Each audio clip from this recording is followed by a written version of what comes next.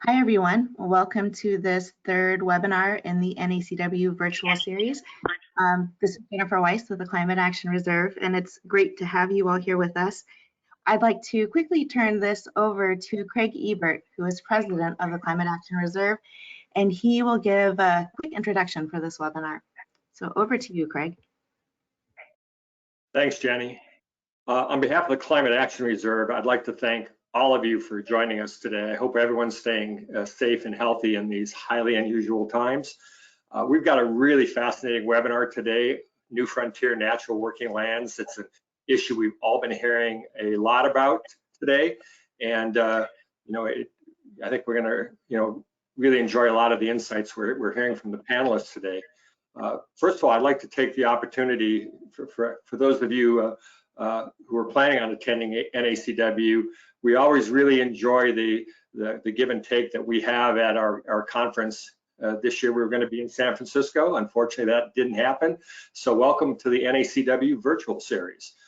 This is our third in a compendium of webinars. And I want to take this opportunity just to thank all the sponsors and exhibitors who have supported us this year and throughout the years, for these types of events. Yes, I know we're not in person, but at least for now, this seems to be part of the quote new normal, whatever that might mean. So again, thanks to everybody. Next slide, please. So without further ado, I just wanted to take an opportunity to introduce our panelists today. We're privileged to have Chris Adamo, who's Vice President, Federal and Industry Affairs from Dannon, North America. Adam Chambers, who's a scientist with the U.S. Department of Agriculture, the Natural Resources Conservation Service. Dan Harbour, Vice President, Head of Carbon Quantification at Indigo Ag. And Philip Taylor, Executive Director and Co-founder of Mad Agriculture. Now I'd like to turn it over to our moderator for today's webinar, Robert Parkhurst, who runs Sierra View Consulting. Robert, over to you. Great, thank you so much. And so thank you and Jenny for putting together the series.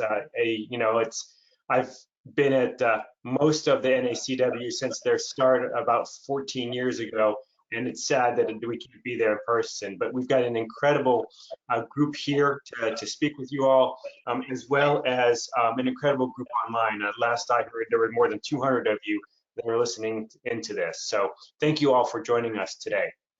I'm going to start off with a question for each of the panelists. We're going to do this in 3 rounds and then come back and hopefully have some time to open it up for questions from the audience. So Chris, I'm going to kick it to you first. And Danone has set some really ambitious climate reduction goals, both for its operations and its supply chain. Can you tell us a little bit about those goals and how they relate to the carbon market? Yeah, absolutely. Thanks, Robert. Appreciate it. And hi, everybody. Good afternoon. Good morning. Very quickly, I'll get into the answer, but just a quick snapshot on who Danone is. So globally, we're in about 130 countries worldwide. We are about a 100-year-old dairy company, first and foremost. Today, especially in North American and U.S. markets, we're also one of the largest manufacturers of plant-based beverages and products. So we kind of hover both worlds. Dairies are, first and foremost, one of our most important supply chains, one of our most important commodities. But we do have a wide variety of different products, which impacts how we look at climate change, which impacts how we think about interacting with our supply chain. So thinking back, everybody on this call is probably very familiar with the progress and journey that we've all been on, especially going back to Paris. Danone, likewise, was a part of that process and really started thinking about setting some broader goals around the time of the Paris Agreement. So what I mean by that is we're looking at a global commitment of carbon neutrality by 2050. We also have a science-based target of 30% absolute reductions by 2030 as well. And so what that means for us, and that's a broad scope, we have to think about our supply chain. And most importantly, we have to think about agriculture, and we have to think about farmers that provide the commodities to those supply chains. Otherwise, we can't make a dent or even come close to meeting those commitments. It's our biggest source of emissions, but also our biggest source of opportunity and solutions, obviously, when we think about trying to find the emission reductions that we need to get. In the U.S., it's offered us a number of couple opportunities, which are really exciting and important for us. Starting in 2018, we launched a soil health initiative where we started to voluntarily enroll farmers within our U.S. supply chain. We're now entering year 3 of that initiative, and we are over 50,000 acres, about just over 2 dozen dairies, under 40 producers also. We have both dairies, obviously we have cropland, but we also have some producers that are not dairies enrolled in that as well. So it's a mix of that supply chain. And what I mean by enrolling, we're actually going through a benchmarking process with those producers, really looking at a field-by-field, site-specific, data-centric evaluation of those operations. I can get back to that later, but just kind of quickly, that's the centerpiece right now of how we're working with our U.S. supply chain to get to greenhouse gas emission reductions that we can quantify and account for. The other thing I'll just quickly mention, and this is a key part of our overall climate strategy, is Horizon Organic, which is one of our key brands. You probably know fluid milk and cheese and products like that that fall under the Horizon Organic brand. That's just about over 600 farms in the U.S. for us in that supply chain.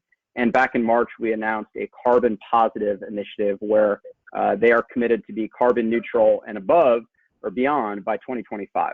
So that's a pretty ambitious set of work for us. And now we're currently building out what those strategies look like and building programs, frankly, internally to build off of our soil health initiative, but also go broader and looking at the dairy systems as a whole. You can see, and this is all public information, but if you go into the weeds of the Horizon piece, like everything else we're doing at Danone, we're looking first and foremost in our supply chain with our producers and with the supplies that we can identify. But for the areas that we can't make up those emission reductions, we will look at offset markets to make up the delta, for example, in the case of Horizon Organic. So it is a mix of strategies coming together to meet these goals. Great, thank you so much, Chris. That's fantastic. So now I'd like to kick it over to Dan from Indigo, and Indigo has an equally ambitious climate reduction goal. I think many of us know about the Terratine Initiative. Dan, can you tell us a little bit about it, its current status, and tell us a little bit about how many farmers do you guys have that have now expressed interest, and tell me a little bit about the practices that they've implemented. Sure. Thanks, Robert, and thanks everybody else for joining this, and to Craig and the team at CAR for helping host. So let me give, just like Chris did, I'll give a quick overview of Indigo, and then talk a little bit about some of our work in climate. So Indigo is a 6-year-old company based in Boston, Massachusetts. We've got another headquarters in Memphis and operate in South America and in Europe, and as well as India. And we're working in the major commodity row crops: corn, cotton, soy, rice, and wheat are the predominant ones that we're partnering directly with farmers to try to help improve farm sustainability, directly improve grower profitability, as well as consumer health. And Indigo operates today a series of online marketplaces that help growers transact their grain and try to find buyers who will pay for unique attributes inherent in the grains that these grains and fibers that these growers are producing. And a key part of that for us is what we think the potential is for growers to earn additional revenue from climate positive or emissions reduced products. And so for us, our digital marketplace tools play really well together with better quantification offerings to growers, where we can help them think about ways to reduce their emissions footprint, and then ways to transact those grains. So we have, over the last year or so here, been thinking a lot more about climate. We launched our Indigo Carbon program about a year ago with the goal of trying to bring growers into a carbon marketplace where they would be able to, again, shift their management practices and be quantified for the amount of carbon that they're reducing, and then be able to directly sell an offset, or tie that carbon footprint change directly to the grain that they're transacting in our marketplace. So we've made some pretty significant progress over the past year. We've had about 18 million acres worth of growers express interest in joining the program. We have contracts right now with about 7.5 million acres of those growers, and we're now working on helping to shift management practices, helping to sample soils and collect management history and things like that will be necessary to have as many of those folks join these programs. We've also partnered with the Climate Action Reserve and with Vera to look at new methodologies that could be used for those offsets. So both of those processes are in place with sort of their independent methodologies that are being developed that we're helping to support. And for us, I'd say another really key piece of this is we believe that there are large research gaps that still exist that are not well understood, that at the moment have been preventing progress in a lot of agricultural climate markets. And so we have both contributed to that scientific knowledge base by helping to develop some of our own experimental resources internally to look at things like how is carbon interacting in deeper soil layers, what practices are tied to what kinds of emissions reductions and soil health changes, how do we think about permanence within agricultural soils, a lot of these really hairy questions. And then we've also looked to partner with a number of scientific organizations around the world to build off the research that they're already doing, sharing the data that we're gathering from our farms, and hopefully engaging in a really active scientific search right now for better answers that we think will unlock these markets going forward. Thank you very much, Dan. And just adding an additional plug that the soil enrichment protocol just went through its public comment period, and so I encourage people to take a look at that and to see what's going on there. Philip, I understand we've got your audio worked out, and so I'm glad to have you join us. You guys have, at Mad Agriculture, you guys have implemented a place-based approach to optimizing farm revenue and maximizing the stewardship on the farmer's land. Can you tell us a little bit about your approach, and can you also tell us a little bit about your partnership with NORI? Sure. Yeah. Can you hear me? We All can. right. That's good. People are smiling. Yeah. Sorry you can't see me. I just got out of a field planting sorghum, so maybe that's best.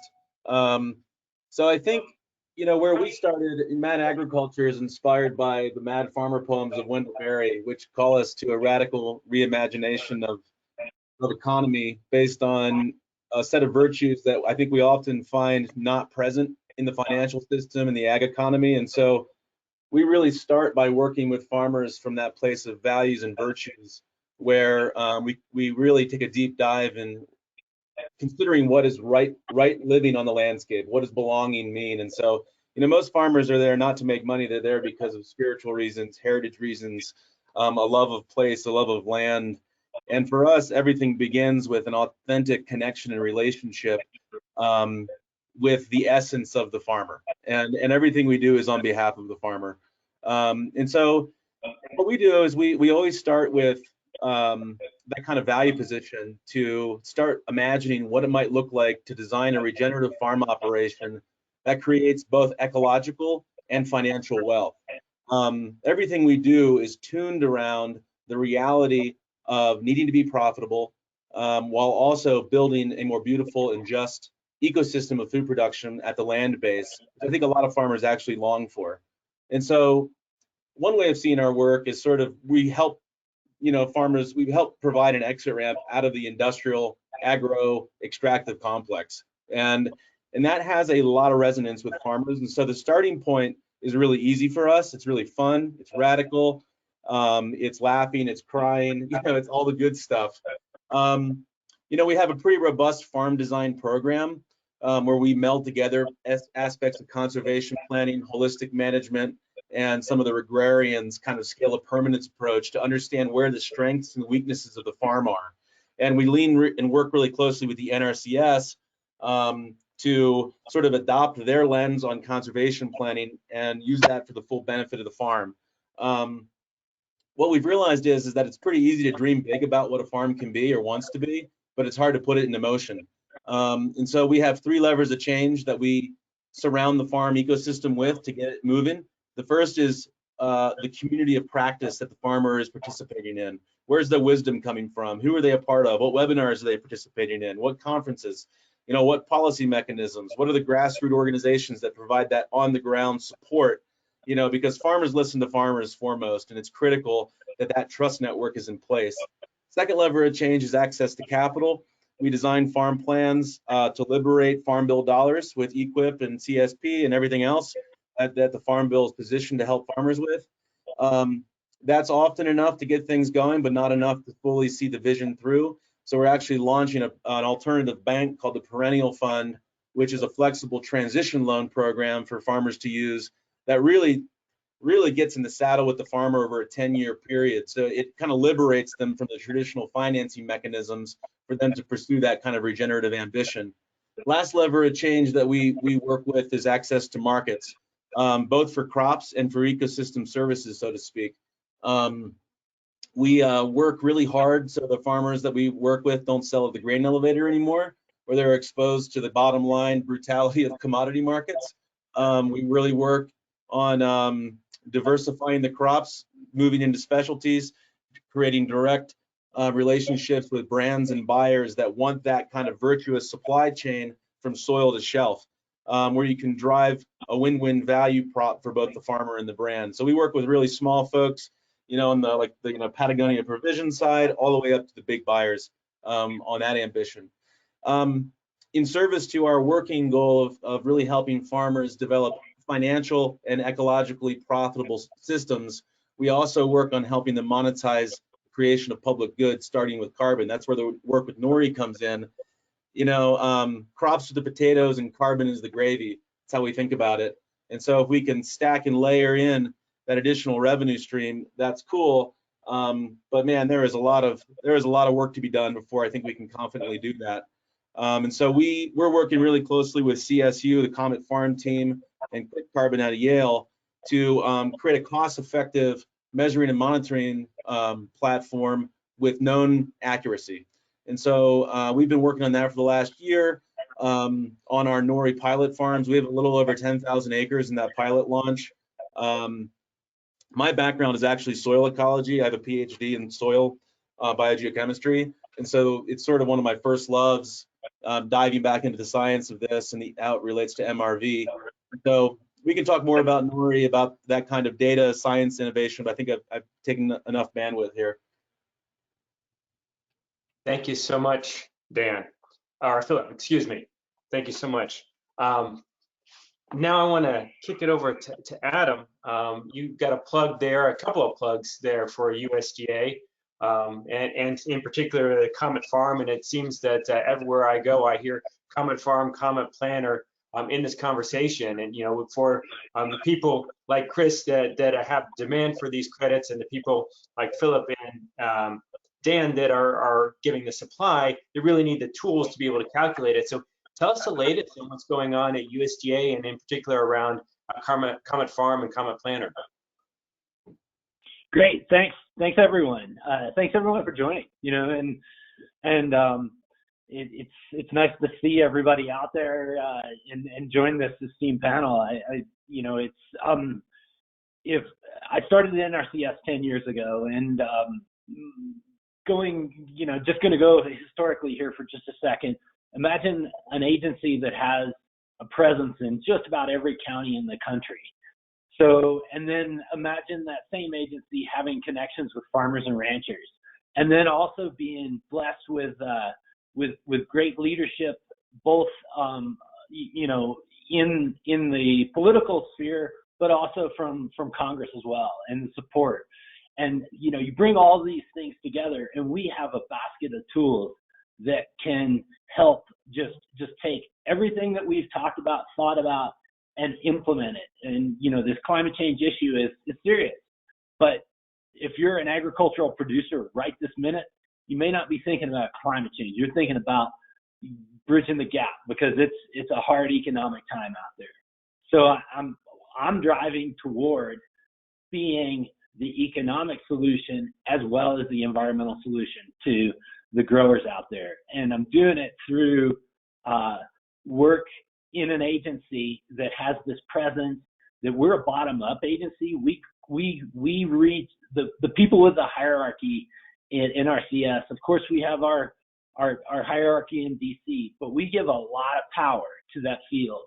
And the interaction of the field and the farmer, and then we've got the farm bill, both technical assistance and financial assistance. So those are all the pieces that I'm going to kind of bring to you today. And then how do we knit that together to get more conservation on the ground? That's my goal. So I want to get more conservation on the ground. I want Phil to do that. I want Dan to do that. I want Chris to do that. Robert, I want you to do it. I want everybody to come together and lift this thing. And we can address the climate change issue. We can address, you know, the working lands issues. And so I come at it from a scientist and a farm kid. I grew up on farms. So, but I'm an atmospheric scientist. So now let's throw all that together and say, what's NRCS doing today? We're trying to lead out on the soil health stuff. We all know that carbon is a critical component of that. Carbon is something that also seems to have a lot of effect in the climate, right? So we can move atmospheric carbon into soils. We can do that, and we know how to do that. Then how do we quantify it? And we want to quantify it from USDA's perspective with the best science. And there are groups, and there's a lot of competition out there. We've got, you know, the Terraton Initiative. We've got NORI, the Green America team, Ecosystem Services Marketplace Consortium. Truthfully, I want to see everybody win. I know it won't be that way, but what we deliver from USDA then is the science. We want to deliver the best science to everybody, allow them to make their own decisions based on that. And that's my dovetail into the comment tools. And, you know, there's nobody else that's taken an effort to build a 600-page book about how to quantify entity scale greenhouse gas emissions and published it and given it to, you know, here, it's for everybody to use. If you don't like it, if you don't like the methods, that's cool too. But, you know, we're trying to help the farmers, help the land, and get the economics right for the growers. And so we want to see carbon markets succeed. We also want to see a lot of the insetting mechanisms that Chris and Dan that you've talked about. We want to see those succeed in bringing, we want to bring food to the table, fiber, and we want to bring ecosystem service benefits. And we, you know, I guess to close, we've got the comment tools. And the comment tools are a manifestation of this 600-page document. And what that does is at USDA, we've invested in trying to give every farmer in the United States the opportunity to look at their greenhouse gas emissions, to analyze that. We recognize that's not often their wheelhouse, but we avail the tools to them and technical service providers, and then to the NRCS teams throughout the country. And you know, and then we're also investing in conservation finance, which is encouraging groups to come to our conservation mission, join us, help us do this lift, because no time in my life has it been more important to look at where our food comes from, how we get our food from farmer to table, and then making sure that our farm supply and that whole supply chain is secure. And it's just come front and center to us. And USDA, we're trying to do the best we can with the tools that we've been availed and the generous support that Congress has provided us. So, you know, we've got quantification tools, we've got financial programs, and we've got technical assistance trying to bring all this to bear. And really, at the end of the day, we want the farmers to be empowered. Thank you so much, Adam. Yeah, and you know, that blue book is a really incredible resource, and I have to sheepishly admit, at one point I had that on my nightstand, trying to go through it. It's 600 pages, takes a little bit of time. It did help me get to sleep on a couple of those nights, and it's, you know, it's actually being updated right now, as I understand. So that's really exciting. So let's move on to second round here. I've got a three-part question for each of you, and the first part is, tell me about some of the biggest challenges and opportunities that you're seeing right now in generating and encouraging GHG reductions from working in natural lands. You know, we've heard a little bit about it from each of you. I'd like you to expand on it. So that's the first two parts, the challenges and opportunities. And then I'd like to hear what has been the most significant change that has allowed you to implement or monitor or measure GHG reductions over the past 4 or 5 years. You know, things have really been changing. Technology has been coming into this space in a way that it hadn't in the past. So I'm going to go right down the line as we did before. And so we'll start off with Chris. So Chris, if you could kick us off on those 3 items. All right, that's a lot. And Adam got me all fired up. I'm trying to focus on the question, not everything Adam said, because he got me really excited. But in full disclosure, I used to fight for Adam's budget now and then and some of his authorities back when I worked in government. So I applaud the team over there and all the good work over the years. So look, I mean, on one hand, the challenges are really nothing novel here. And anybody who's tried to work with agriculture on the issues of sustainability, climate, water, whatever the focus may have been, the core challenges are nothing new here, right? These are dynamic land systems. And how a cropland operates in California versus Kansas versus Michigan, they're all a little different, right? We have different soil types, different gradients, different climates. How a cover crop operates or doesn't operate is all going to depend, right, on the locality that you're working on. So these are complex dynamic systems, durability, permanence, all very challenging issues. Anybody who's studied ecology and nature, I mean, what is permanence, right? I mean, we can get very philosophical about that. And of course, are we talking about our lifetime, 30 years, 10 years? I mean, this becomes a philosophical set of decisions that we need to make for ourselves as a community about how we want to work with this. So putting all of that aside, because that's a whole day in itself of discussions, we're also dealing with hundreds of thousands, if not millions, of individual businesses across the United States alone, right? We're asking millions of individual businesses to think about their operating systems and how to fundamentally change them in some cases. So for Danone, like I said, we have actually over 700 farms, dairies, that we procure milk from. And this is a challenge and an opportunity, right, for us. So the company actually made a fundamental change in its procurement strategy over the last 10 years to know its farmer, to actually buy from the source, to develop those direct relationships. We want the certainty, we want to reduce volatility, we want to make sure price is being consistent as possible. This is a very volatile market. So there's a lot of economic reasons that we want to work with the farm, and the farm hopefully wants to work with us. That also gives us the door to open to start thinking about other things like sustainability, like greenhouse gases, like water, even biodiversity in some cases. But without that relationship, it's a very difficult, if not impossible thing to do. We're asking, frankly, an entire community to think more like that. You can't just put out a regulatory marker and say, all you millions of farmers across this country meet that regulatory standard. It just will not work like that. We all know that. So the Danones of the world or the Indigos of the world or whoever is out there working, we all got to think about the individual specificity of those farms and what their needs are and what their opportunities are. So Robert, you get to what has changed. Well, 10 years ago, it would have been really, it's still difficult, but it would be more difficult 10 years ago to get the data and be able to benchmark and actually organize that data in a way that you can make the assessments and think about what to do. The other thing that I'll just mark that I think most people would agree that depending where you were in these conversations 10, 15 years ago, we were talking about, well, if everybody just did no-till, we can get on the Chicago Climate Exchange and sell a credit, right? And then it became, well, let's look at the 4 Rs. And then it became, let's look at cover crops. How do we get double-digit participation across this country on cover crops? And those are also very relevant management practices. But now I think more and more, especially companies like Danone and the farms we work with, we're thinking about systems approaches. We're thinking about how do you couple those management changes so that you can get not just the biggest environmental impact for things like greenhouse gas or water, but to Adam's point, find those economic efficiencies as well, right? Can you lower your inputs? Can you build a more resilient cropland so when the crazy spring rains come, you can still get your crop in by June, whatever, right? Depending where you are in this country.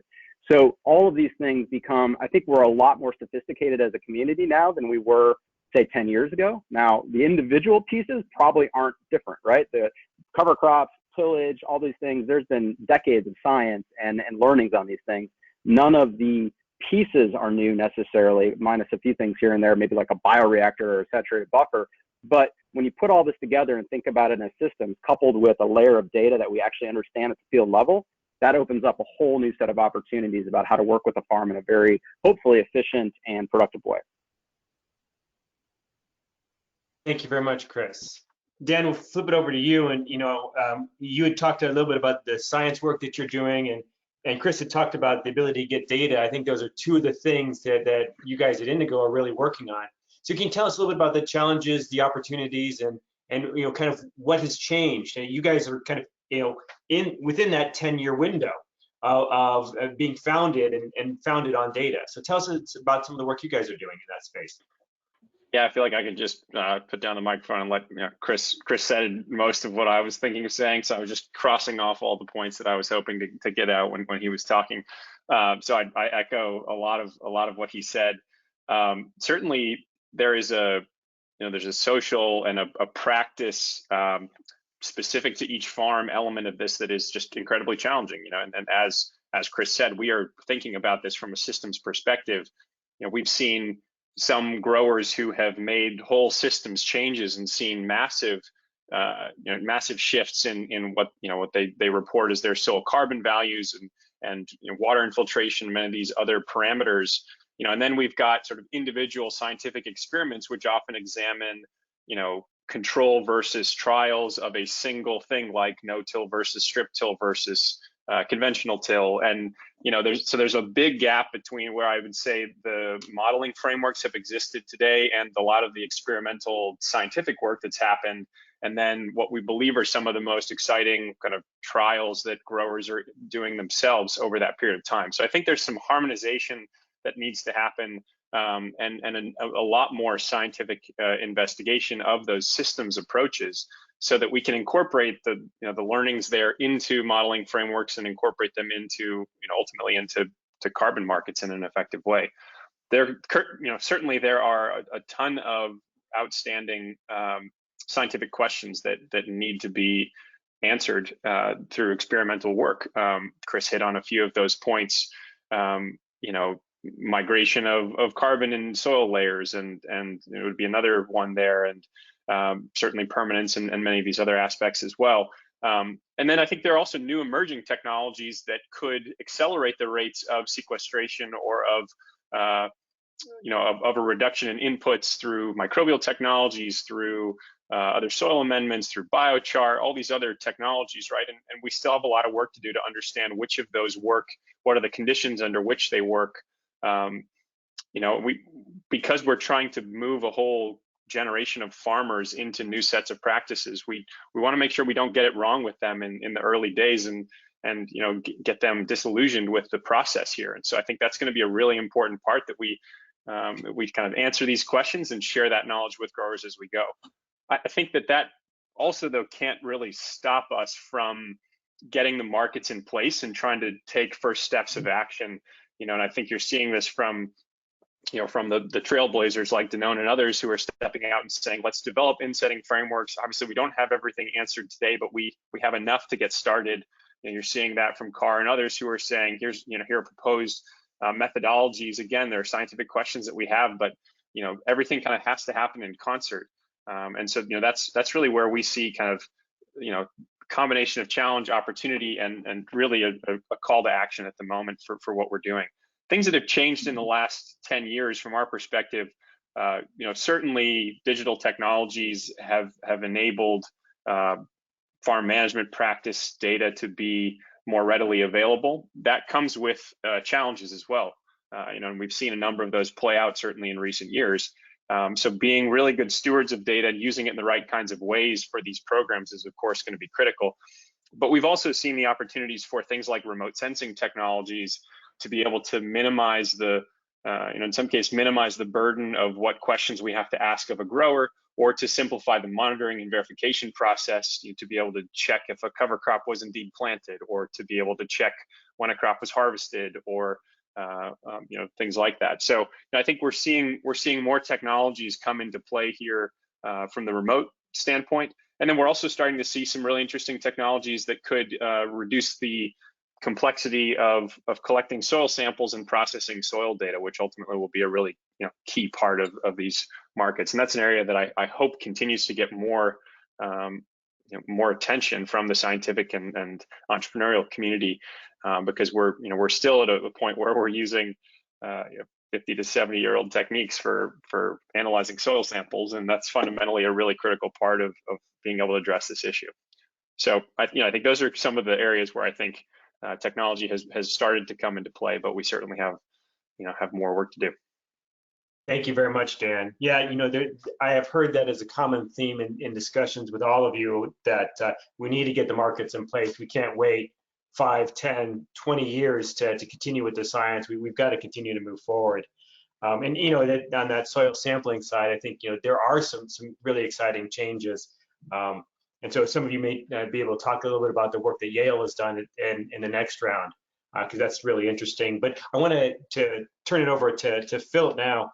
And as a PhD in soil biochemistry, you understand these challenges probably better, well, definitely better than me and better than many of us. Can you tell us about some of the challenges and opportunities that you've encountered at Mad Agriculture, and some of the innovations in technology that's making you able to do new things? Yeah, I just want to echo what Dan and Chris said. I think they covered a lot of great ground there, and would agree with a lot of that, all of it, in fact. And so, if I can offer, I kind of see the buckets of challenges into 6 kind of domains. I'll repeat some of what was said. The first is the conservation practices that create drawdown. It's not clear if they're profitable all the time. And so when you show up on a farm, you talk about, hey, do a cover crop, it's going to create drawdown. The farmer's like, I grow food, not carbon. Food is carbon, so there's a language, there's an untangling that needs to happen there. But integrating a cover crop for the sake of climate change isn't the first thing that a farmer's thinking about.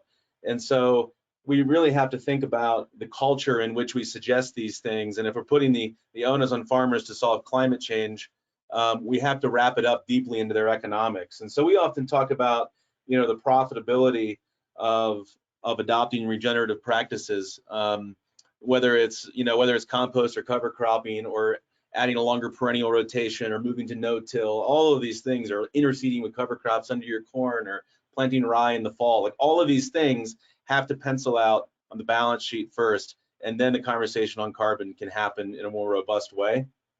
Brings me to my second point. I think just like the efficacy of conservation practices to create drawdown, it's the scientific gap there to really understand it. COMET is fantastic. It's like for me, the first entry point into understanding that. But doing more field trials, like Dan was mentioning, and we need to do that in parallel with the market innovation. Third bucket is just the price parity. On our farms that we work with, we estimate that it takes about $55 of effort to get a ton of carbon in the ground, but the market's only going to bear $15 a ton. Whereas the social cost of carbon is probably $200. So we're starting to see disparities in like what we're willing to pay for, what it actually costs to do, and the actual social costs. So we've got to do some thinking about those high-level economics at the society scale. Fourth one is just, what is a cost-effective and accurate way of measuring and monitoring carbon for verification that can be verified? I like the Bayesian approach that the CAR has been developing, where it's a mix of modeling and field sampling calibration points. That's a lot like what we've been doing with the NORI, advancing the NORI protocol. I think those protocols need to weld up, wed in, or cross hybridize and pollinate a bit more, because all the same tools are being used, right? I read the CAR framework last night preparing for this, and I was like, whoa, this is the exact same thing we've been thinking about. So I think that kind of like the open cooperative nature of things just needs to be maintained and encouraged. So it's just fun to be on this call for that reason as well. I'd really like to see us move beyond offsets and services and commoditizing nature. I think that's old language. I think it needs to be jettisoned. I think offsets are a language that is all about legitimizing something we know is not in service to life, while trying to mitigate that challenge by offsetting with someone, and I just don't like it. I think that falls short of a regenerative paradigm. I also think that it would solve things like the challenge of additionality. Like, additionality is so difficult to peg in this. There's a dynamic running baseline with COMET. You can try it. Big error bars around it. And, I would just rather pay farmers for public good. They're cleaning the skies, they're cleaning the water, they're preventing nitrogen pollution, all this stuff. Let's just pay them for public good, change the language, and get out of this services language, which is a really utilitarian way of viewing ourselves as a piece of nature. So there's a whole eco-philosophy thing in there that I think is prime time for revamping within our institutions. Then I would say the last bucket is just, I think we're in a period of carbon exuberance. We're expecting a lot out of the earth, on a quick time scale. And, I love the ambition of the Teraton initiative, but on my calculations, that's more than we've released since the dawn of ag. And so I'm just, calibrating our expectations so we don't get a black eye, and expect too much out of farmers. And so that's not a jab at Indigo. I think your ambition's right there. We do need to develop agro ecosystems that take everything back out of the atmosphere that we've put in since the dawn of ag. And I think that's the ambition that Indigo has. But let's also be careful in our communication about it. Those are the big buckets for me. The quick carbon stuff is really exciting. Working with Dan, Kane, Mark Bradford, they're solving several different challenges on the field sampling front. I like I like their sampling protocol with their stratified program. So rather than using like a geometric sort of academic lens on trying to capture heterogeneity based on, triangulation and those sorts of things, they're moving into like a more anecdotal, practice-based, layering remote sensing layers, looking at, okay, this field's different than this field. You have this soil type, and then it optimizes your sampling grid based on the practice. I think that's a really great advancement. I also think their handheld spectrophotometer is going to be really interesting to see how that goes. The error bars are probably always going to be, 10% on that. But as long as we know what the error is, we can compound that through our error estimation and get a sense of accuracy. And so I'll wrap up my conversation just by saying, I think if we know accuracy or uncertainty, then we can peg that to the carbon credits that are sold. So let's say a farmer has 1,000 tons of expected drawdown, and we're only 70% sure it's there, then let's just sell 70% of the credits. That way we're always conservative in our efforts. And I think that's where a cost-effective measuring monitoring platform that also is known uncertainty could really, really lend to that, creating a solution to the challenge that we are never going to have 100% accuracy or knowingness of the carbon in the landscape. Excellent. Thank you so much, Philip. So turning it to you, Adam, you have the opportunity, you get to see a whole lot being there at USDA and hear from a lot of us. I'm sure that you have had many, many conversations with everybody on this panel and with many of the people here in the audience today. So can you tell us about some of the challenges and opportunities and technological innovations? Yeah, thank you, Robert. This panel has really put forth a great group of perspectives, and I think I commend everybody. Here again, the rising tide lifts all boats. I think our biggest challenge is seizing this opportunity. That's really it. We're on this planet for a finite amount of time, and it's our opportunity to step in and take some action on climate change. And we figured out a way to do it. Now, seizing that opportunity is not as easy as 1, 2, 3. I mean, we've got a lot of different perspectives here, and from a USDA perspective, I'm trying to bring the best science to bear, and I want people to understand as much as we can gather collectively as a society, as the inhabitants of the planet Earth, on the science of this. And then this virtual room we're in is full of very intelligent people. Some of them will take the science and follow it step to step, and that market may work and may not, and others will take it and modify it and make it work for them. And I think that as long as it gets conservation on the ground, that's what I'm looking for.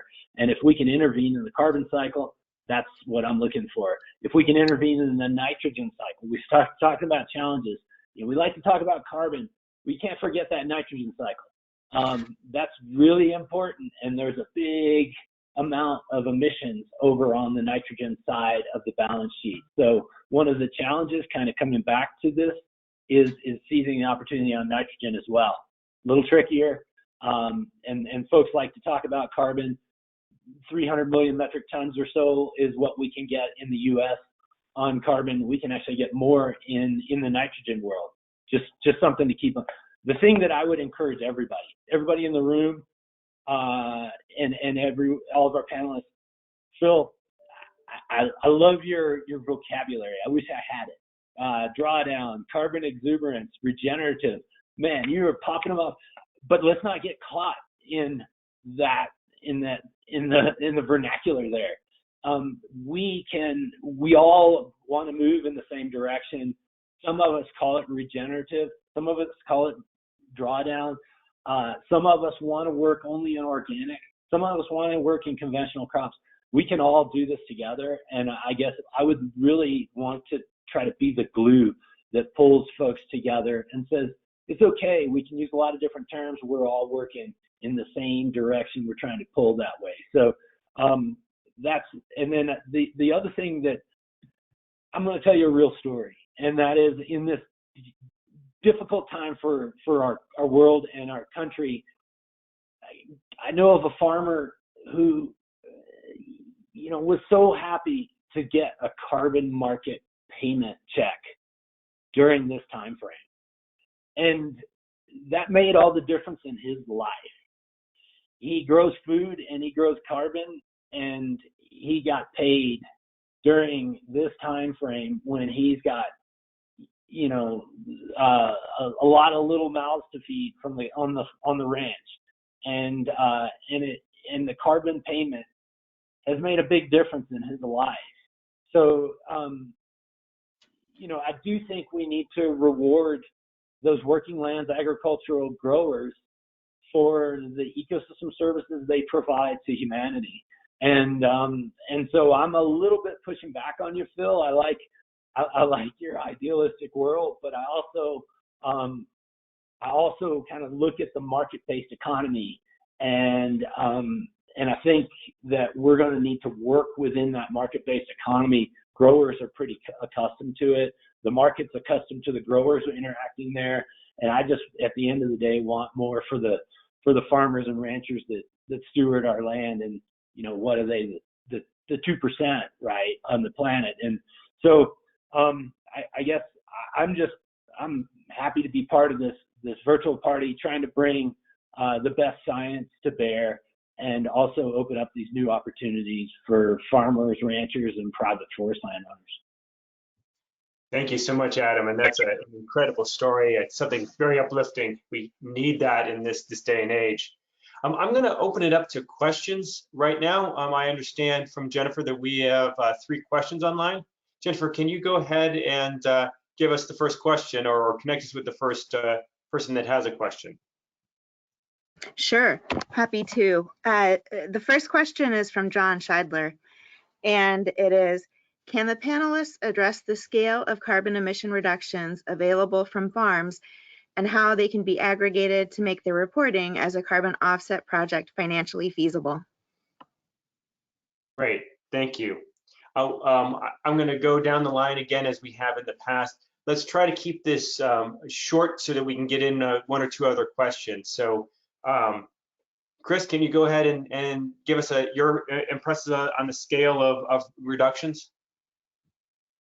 Yeah, look, I'm not a scientist, and I'm not going to play Adam's job of throwing out 300 million metric tons, or I'll let him do that. But I can only speak for the company standpoint. Look, we've got over 700 farms available to us to work with in our dairy supply chain, so the opportunity is there, right? So whether it's a 10%, 20%, or greater reduction within our footprint, that's opportunity for us. And in time will tell, right, about what we can do. A lot of it's going to depend on not just what we do in the soil, but what we're doing with manure management systems, what we're doing with renewables, a whole set of different options that we're going to have to look across these farm systems. And so my hope is that if we can make some progress in the coming years on the soil side, that might be, dare I say, low-hanging fruit. I think it's harder, frankly, than low-hanging fruit. That's probably not the right term. But that over time, you start seeing new technologies come available that we can start to implement across so if I said, it'd be completely arbitrary for me to say 10 or 20% now, because the hope would be that we can go beyond that, just depending on what technology allows. But again, we're gonna shoot for the opportunity and see what we can find in the coming years. Great, thank you. Dan. Yeah, I agree with Chris's framing. I mean, it's highly dependent upon the practices that are being implemented, and then our ability to quantify those practices. So right now, our ability to quantify practices with most of the modeling frameworks and approaches that we're exploring, is in this sort of few hits a cap at a few tons per acre, but it can be much less than that too. So I think right now we see a pretty broad range in terms of what's possible based on the individual climate of the farm and what practices are being implemented. So our hope is that we both develop, to Adam's point, the hope is that we develop both the technologies and approaches that allow for scalable practices and couplings of practices that lead to more emissions reduction and sequestration, and that we have really clear, scientifically valid ways of quantifying those changes quickly, so that we can get money into the hands of the farmers who are making the biggest impact as quickly as possible. Excellent. I'm seeing a trend here. Philip, how about from your perspective? Yeah, appreciate the comments from Adam. Thanks for those. Good refining fire. I think on the science side, it's going to be a lot of living and learning. I mean, we generally see less than a third of a ton of carbon per acre per year in our best systems, and that's when we're really giving it a go. And I just leaning on that data, I go back to my carbon exuberance comment where I'm like, wow, how could you get any more investment than this? And we're still seeing like a third of a ton. Now, granted, most of our work is in water limited areas, and there's, we're not in the East Coast where things pump. So I think I would echo everyone's comments, live and learn. We have some basic ranges and guidelines, more science, more monitoring. It just, reiterates the need for all of us to be doing exactly what we're doing as a community and staying in the conversation together. I think one low-hanging fruit is perennializing.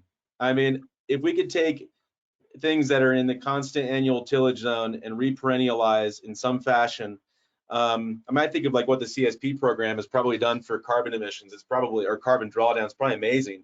But I also think that, we always ask big questions, and one of them is what does the land want to be? And if you're working in a prairie, can you start reverting some of that land back to at least forage-based systems, and be a little bit more in tune to what the ecosystems that are in that place want to be to guide your design of the farm. And I've worked with the Land Institute. We're working on perennial wheat, which is got a little ways to go. But when you look at the carbon numbers, when you look at perennial systems versus annual, that is one step shift that could happen. Excellent. Adam, give you a quick shot here. Thanks. Yeah, great discussions. One thing I'd like to share with the audience and make sure that everybody understands is when Phil and Dan and Chris talk about this carbon stuff, they talk about it as a half a ton, a third of a ton, a tenth of a ton in benefits per acre. And remember, that's per year. And I think it's really important to remember that carbon and soils and the systems that the ecosystems that we're working with, they have a time frame that has a tail. It's not 1 year and then you don't ever get to use that acre again. That acre pulls in, and we can dispute the numbers, in these, regenerative or carbon exuberance world, it pulls it in 1 year, and then we pull in more the next year, and we pull in more the next year. And I think that's the difference in the ecosystem that we're working in and kind of power plant mentality, if you might. And so they tend to look, it tends to get overlooked that these systems give back over time and build resilience. So climate change adaptation, and then they're kind of a giving tree, if you might. And so that grower that I mentioned, or the producer that I mentioned, he gets a check every 5 years or every 3 years. But and thanks to the methodologies that are out there, and tip to my hat to Climate Action Reserve for putting these methodologies together, because that's what enables these growers to do this and for them to reap these benefits over time. So carbon is a little bit of a giving tree, if you might, and you know, to John's question though, Keith Postian and Ratan Lal and I sat down and tried to figure this out in 2016. What is kind of the capacity here? And it's published. Ratan's got a lot of publications on it. Keith and Ratan and I put a little paper together about, you know, is it 300 million metric tons plus or minus? Yeah, it probably is. And that might be 10% of the U.S. emissions. So we also need to have reductions in emissions. If we're just looking at climate change, we need to have emission reductions. And then the ag sector, the working land sector, has this great voluntary opportunity to step in and get some of those emission reductions. So John, to answer your question, you know, there is some literature out there on how much can be gotten. And I would agree with Dan and with Phil, you know, it's not going to be a lot on a per acre basis unless you're putting in perennial woody biomass type activities. So I'll stop there though, Robert. I got a little bit long-winded. Well, I think we all can do that. You know, I was going to say all of us here on this panel could talk about it all day, and some of us have the opportunity to do that. So it's really exciting.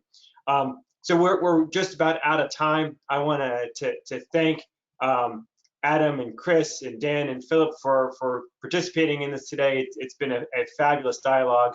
I'm going to flip it over to Craig to give us the closing thoughts. But before I do, I think one thing that's really important for all of us to keep in mind is when we start thinking about agriculture, you know, that wedge in there can be as high as 25% of our total emissions, US or globally.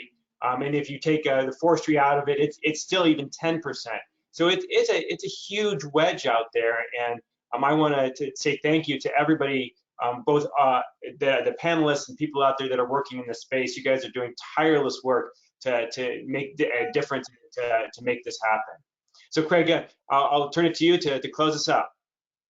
Thanks, Robert. I'd like to thank the entire panel and all of you for attending today. We will make a recording of this webinar available on our website in the next few days. Also, we were not able to get to all the questions, so we'll endeavor to get back to each of you in the coming days, so just heads up on that. Also want to apologize for Chris for mispronouncing Danone's name at the outset of the webinar.